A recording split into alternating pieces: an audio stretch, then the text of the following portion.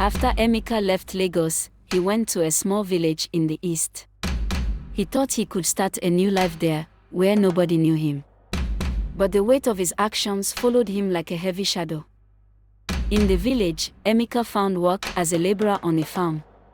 The work was hard, and the pay was small. Every night, he would lie on his thin mattress in a tiny room, thinking about the life he had lost. Meanwhile, back in Lagos, Chioma was trying to put her life back together.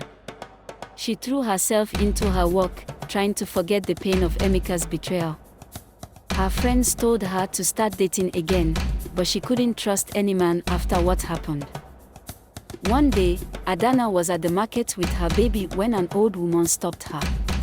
"That child," the old woman said, "he has the mark of a cursed man." Adana ran home crying, holding her baby tight. Mama Chioma wasn't doing any better. Her husband, Chioma's father, had left her when he found out about the pregnancy.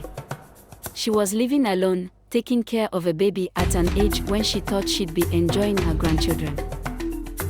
Back in the village, things had changed. Many people had left to find work in the city. The farms were not doing well. The village was becoming poor. Emeka started saving every little money he could. He lived on the bare minimum, keeping only enough to survive. After a year, he had saved up a decent amount. With this money, Emeka did something unexpected. He asked his employer to help him send money to Lagos, to Mama Chioma and Adana. He didn't put his name on it, just a note saying, "For the children." When Mama Chioma and Adana received the money, they were surprised and relieved.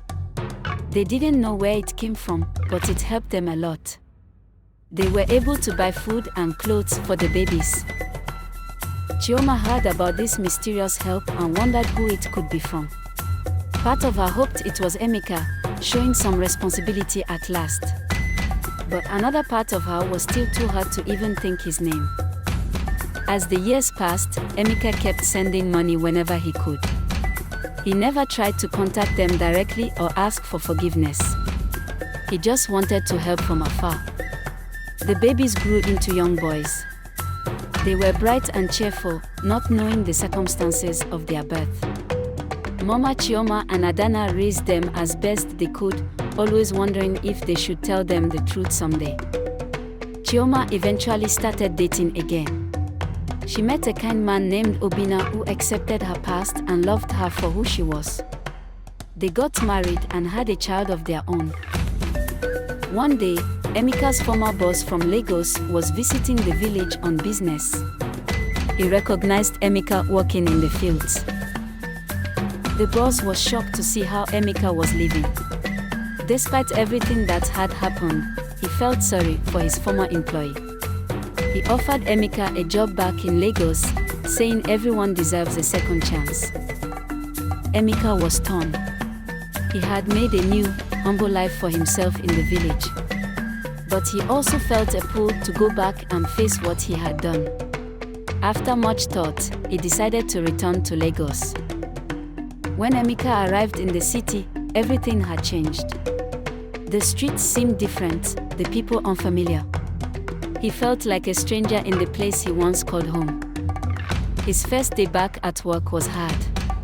People whispered and stared. Some were angry he had been given another chance.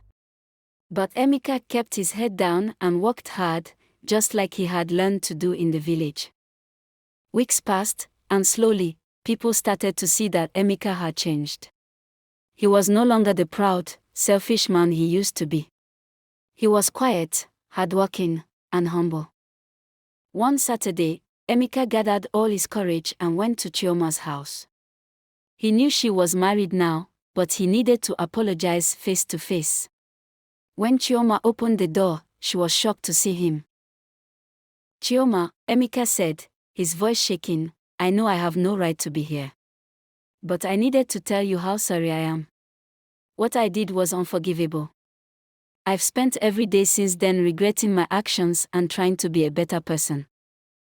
I believe you love the tales, Kindly comment and subscribe to our YouTube channel to enjoy concluding part of the story. Goodbye.